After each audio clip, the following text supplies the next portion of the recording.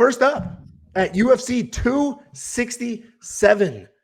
And these names are going to be very tricky for me for the first half of this card. You can do it, sweetie. But we have Tagir Ulanbekov versus Allan Nascimento.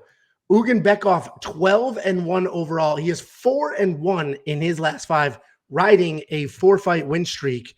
Nascimento 18-5 overall, 3-2 in his last 5, alternating wins and losses. Tagir, he's a dominant come forward wrestler, and there is a theme on this card. A lot of these guys are dominant wrestlers, especially the first half of the card. But Tagir's a dominant come forward wrestler. He has just okay striking. That's really only there to set up his fantastic wrestling. He does have a nice jab, but right behind it is a takedown attempt. He only has 1 fight in the UFC, so the stats are wonky. He had 5 takedowns in that fight with only a 45% accuracy, which means in a 15-minute fight, he took 10 shots. Allan Nascimento, he's a fun striker. He likes to grapple, or he can grapple. He doesn't have much to offer in the wrestling department, though, so he can't handle those transitions. He has no problem getting into a brawl. He gets taken down and then works for sweeps and submissions from there. He has 1 fight worth of stats. My goodness. 1 fight worth of stats as well. So his numbers are a little wonky.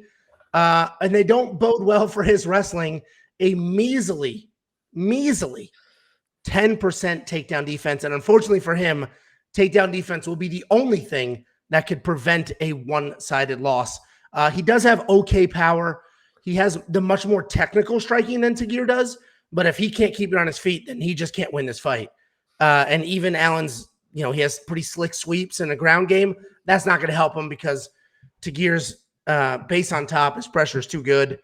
Allan making his official UFC debut after a Contender Series loss 3 years ago. What are your thoughts, Jakey boy? And welcome back. Thank you. It's so good to be back. I kind of forget what's going on here, but we'll try to work through it. Listen, you mentioned there's a lot of Russians on this card, with Tagir being one of them. And I honestly think that this was set up to get the Russian crowd excited, because I think Tagir is just going to absolutely destroy Allan. I think he should destroy him. Listen, I think he's got underrated striking, but he definitely is a wrestler. But he'll carry his hands a little bit low in those striking exchanges, and he will get hit. So Allan, if he comes in with power, there's a chance that Tagir gets caught, but he really shouldn't. Allan looks stiff to me. You mentioned his UFC debut.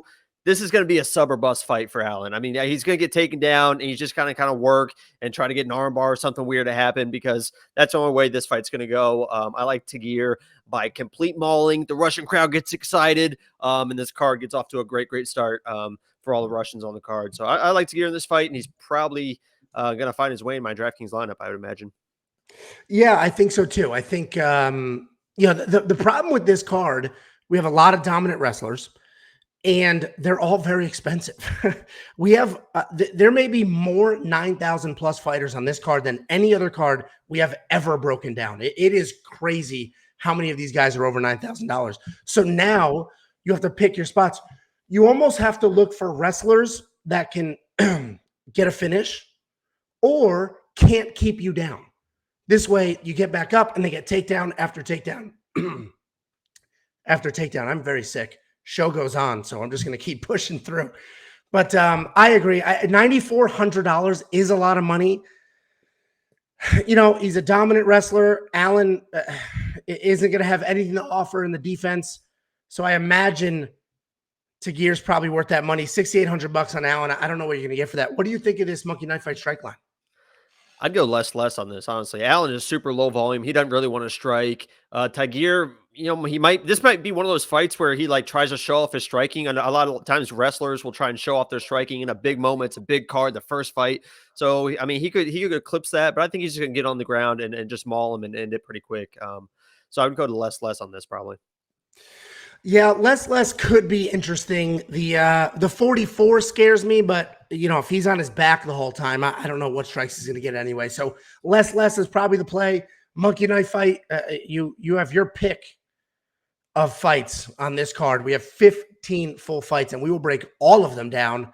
I have no bet on this fight, but what I might do with this or others, when I am positive that the favorite is going to win and not give up any ground or a round or anything. We always talk about those plus 3.5 fights where I can buy points on a judge's scorecard and all my guy needs to do is win one round and I hit my bet. You could also subtract points. So I might play with the odds on a Tagir Ulanbekov minus 3.5. And instead of being minus 340, I will now get like minus 100 odds. Now I got even money on a huge favorite. And all he has to do is not lose a round. He can win by stoppage, unanimous decision, 30-27. Just don't lose a round. I'll get paid. So I'm probably going to experiment with that in a couple of the fights on this card.